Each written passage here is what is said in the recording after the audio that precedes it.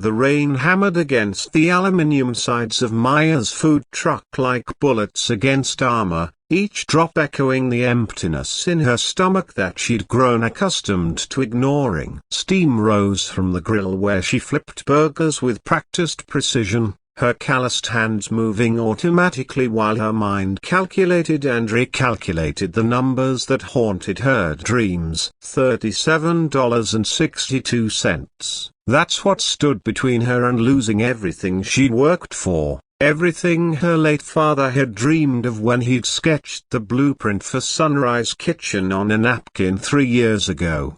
The lunch rush had been disappointing again. Only 8 customers in 2 hours. Barely enough to cover the gas for the generator. Maya wiped the sweat from her forehead with the back of her wrist, leaving a small streak of grease that she didn't bother to clean. Appearances mattered less when you were fighting for survival. Next, she called out mechanically, not bothering to look up from the grill. The line had dwindled to just 3 people. Their expensive suits and polished shoes a stark contrast to the working-class neighborhood where she'd parked her truck. These corporate types always wanted the cheapest item on the menu and complained about everything from the wait time to the napkin quality. The man at the front of the line stepped forward, his Italian leather shoes squelching slightly in the puddle that had formed near her service window. Maya still didn't look up, focused instead on scraping the grill clean with more force than necessary. The metal spatula screeched against the surface, a sound that perfectly matched her mood. "I'll take 3 of your deluxe burgers, 2 orders of fries, and..." He paused, his voice carrying a warmth that seemed oddly familiar. "Do you still make those cinnamon cookies your dad used to brag about?" The spatula froze in Maya's hand. Nobody knew about her father's cookies except. She looked up sharply, her dark eyes meeting a pair of gentle brown ones that belonged to a face she tried so hard to forget. The years had been kind to David Chen. His once messy hair was now perfectly styled. His formerly thin frame filled out with the confidence that came with success. The worn jeans and faded t-shirts of their college days had been replaced by a suit that probably cost more than she made in 3 months. David. The name escaped her lips as barely a whisper, carrying with it the weight of 1,000 memories she'd buried beneath years of struggle and disappointment. "Still remember me?" he said softly, his smile carrying the same gentle warmth she remembered from their study sessions in the library, when they'd shared dreams of changing the world and changing it together.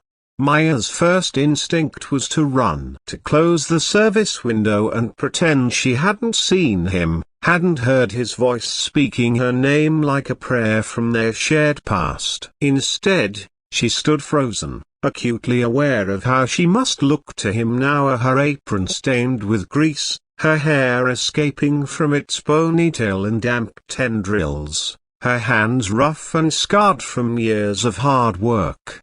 "David Chen," she said, forcing her voice to remain steady even as her heart hammered against her ribs. "I heard you made quite a name for yourself, CEO of Technova Solutions, right? Your face was on the cover of Forbes last month." He shifted uncomfortably, his eyes never leaving hers. "Maya, yeah, that'll be $18.50 for your order," she cut him off, turning back to the grill with mechanical precision. She couldn't do this. Not now, not when she was barely holding herself together, not when seeing him reminded her of everything she'd lost and everything she'd never be.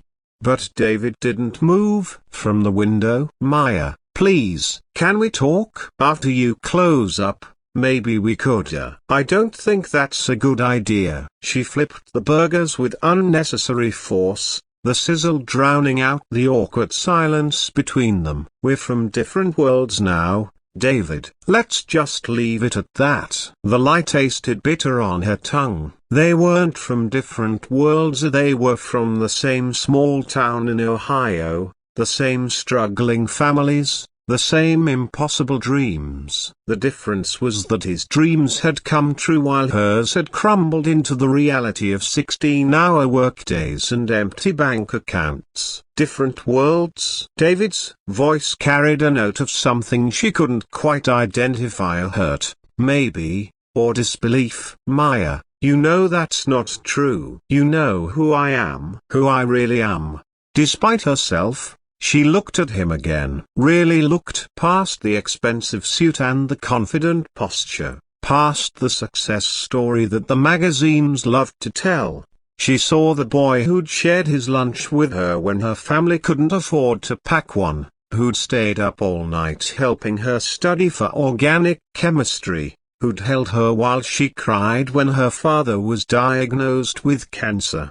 That person doesn't exist anymore, she said quietly, wrapping his burgers in paper with shaking hands. That person could afford to be kind. This person. She gestured to herself. This person has to survive. David leaned closer to the window, his voice dropping to a whisper that only she could hear. That person never left, Maya. She's standing right in front of me, still taking care of everyone else before herself, still fighting for something bigger than her own comfort. Still the most beautiful person I've ever known. The paper wrapping crinkled in Maya's grip. She wanted to believe him, wanted to fall back into the easy friendship they'd shared, but the reality of her situation crashed over her like a cold wave. Beautiful doesn't pay the bills, David. Beautiful doesn't save a failing business. Beautiful doesn't. How much do you need? The question hung in the air between them like a challenge. Maya felt heat rise in her cheeks, a mixture of embarrassment and anger that he would reduce her struggles to something his money could simply fix. Excuse me? To save the truck. To keep your dream alive. How much do you need? I don't need your charity, she snapped, shoving the bag of food across the counter with more force than necessary. I don't need you to swoop in and play savior just because you feel guilty about her. About what? About succeeding? About building something? His voice remained calm, but she could see the flash of pain in his eyes. Maya, you think I don't remember where I came from? You think I forgot that you're the one who believed in me when nobody else did? You're the one who convinced me to apply for that scholarship, who stayed up all night helping me prepare for the interview that changed my life.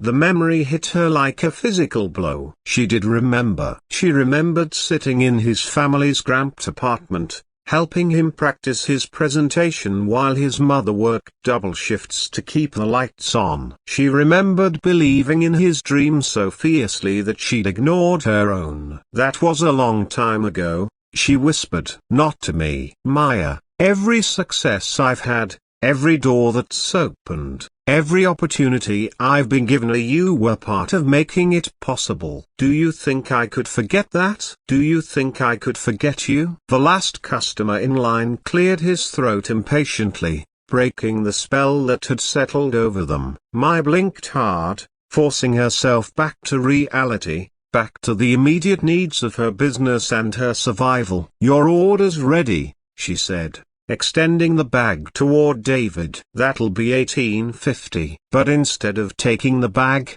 David pulled out his phone. Maya watched in confusion as his fingers flew over the screen, his face set with determination.